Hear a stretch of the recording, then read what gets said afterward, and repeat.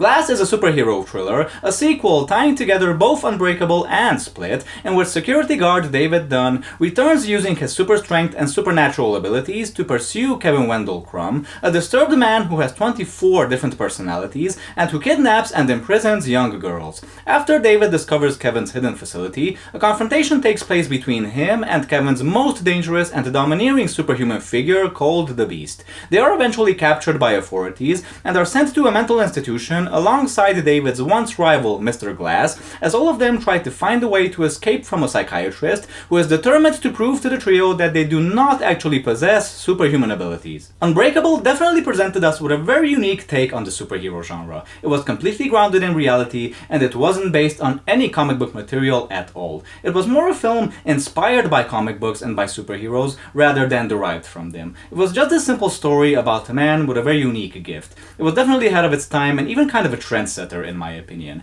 I mean, let's not forget, this was a period when the X-Men series was still just starting off. I mean, those were films that were definitely more grounded in reality than previous comic book inspired movies. Of course, all until Magneto could like lift bridges and stadiums and shit like that. Let's not forget that the Dark Knight trilogy and Watchmen was still not in development, and even other films similar in spirit to Unbreakable, like Chronicle, like Super, like Kick-Ass, it was only 10 years later where those types of films were starting to get released. This film boasts some very interesting ideas, and I definitely think it's an interesting way to build upon and to flesh out what was presented to us in Unbreakable, which was pretty much more of like this mystery film in which the protagonist tried to seek answers and to find meaning in his life, and really tried to convince everyone from Mr. Glass to his son and even to himself that he is just an ordinary man, but eventually truly finding purpose in his life by accepting and rejoicing in the fact that he does truly possess these superhuman abilities. He has super strength, and he also has the ability to detect dangerous people and to sense and perceive the violent acts they have done when coming into physical contact with them. So he does become truly this sort of crime fighter at the end. And I found it to be so fascinating that basically all three of our characters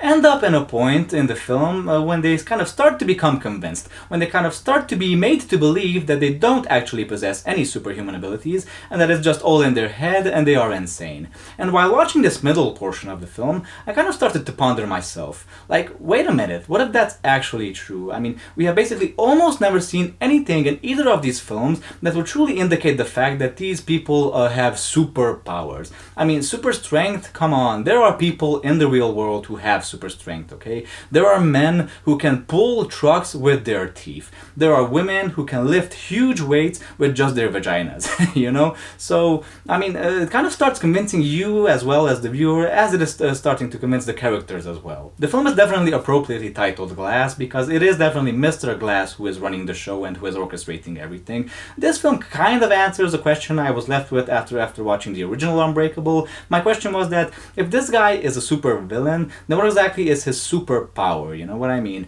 And because in the original movie, all he does in an attempt to try to find a purpose in his own life, because he is suffering from a disease that really makes his bones break easily, is to try and find a person who is just in the opposite extreme, someone truly unbreakable, you know? And I was like, okay, that makes sense, but what is his power actually? And in this film we kind of get to find out that he is incredibly smart, he has this sort of super mind, he is really able to make these very intricate plannings and really able to perfectly plan out everything ahead of time. So I was like, okay, movie, I can take that, I can accept that. He is basically like the evil and comic book obsessed version of Stephen Hawking.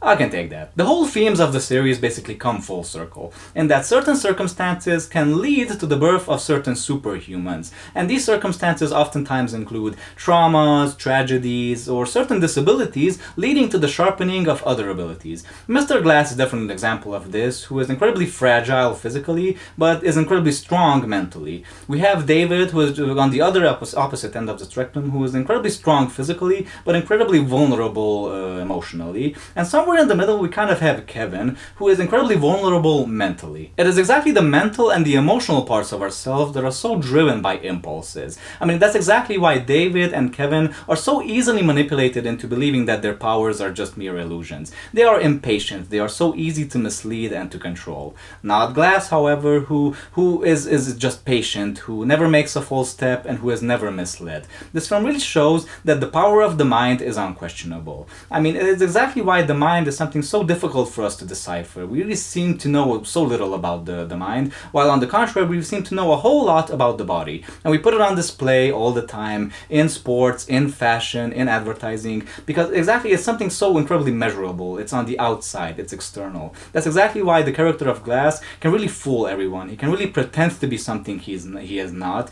because he is so frail on the outside, but he is so incredibly strong, stronger than anyone else on the inside mentally. He's really incredibly cold and calculated and precise, while on the complete opposite end of the spectrum we have David, who is incredibly intuitive and instinctive, but also incredibly full of doubts and uncertain. And that's where Kevin comes in, who really seems to be somewhere in the middle of all of this. I mean, he definitely seems to embody everything and nothing at the same time. He's definitely not just simply a villain, but he is not really a hero either. He has these 24 personalities that vary in mental and physical capacity, and he has this ultimate and most powerful personality called the Beast that really threatens to take over and to dominate all of the others. And Kevin really seems to be superior in certain ways to both David, who he seems to be stronger, he seems to be physically stronger than David, and he is both also emotionally more receptive than Glass. I mean, Kevin really seems to respond to affection and love and pain, while Glass seems to be completely incapable of that. He seems to be the sort of psychopath who is just completely incapable of empathy. Kevin's downfall, on the other hand, however, is that he's just completely unable to control himself, and his destiny really doesn't seem to be in his hands. He is simultaneously evil and kind, guilty and innocent. He is everything and nothing. He is young, he is old, he is male, female, he is human, he is animal, the Beast.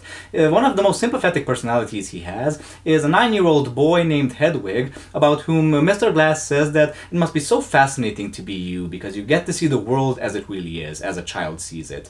Kevin is definitely, I think, in my opinion, the most tragic character of this entire series, and the film itself pretty much ends on a very dark note. I was originally going to spoil this movie in my review, but there's a slight chance that you haven't seen it yet, and you might want to see it after watching my review, or you didn't want to see it, but I might have convinced you to watch it. I'm not going to spoil it for you. All I'm going to say about the ending is that I think it pretty much stumbles. It definitely feels like it's a little bit too much. It definitely feels overstuffed with twist endings. There's a lot of retconning going on that really doesn't seem to make any sense at all. But I think this film is definitely one out of which you can very easily make a fan edit out of. Just turn it off during the last 5 or 10 minutes. Just turn it off after that sequence in the parking lot, and you're going to be okay. You're going to have yourself a pretty cool and very fun and entertaining and interesting movie.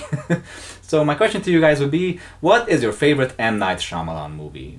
It was to be expected, come on. Really curious to see your answers about this one, folks. Don't forget to leave them down below in the comment section. Thanks for watching my review as always. I love you for it. Don't forget to like, comment, and subscribe, and hit that bell and that notification shit so you can see me later in other reviews as well. And until that happens, folks, don't forget to stay cool, stay awesome, keep watching movies, keep watching me if you enjoy what I do, and until I'll see you again, goodbye.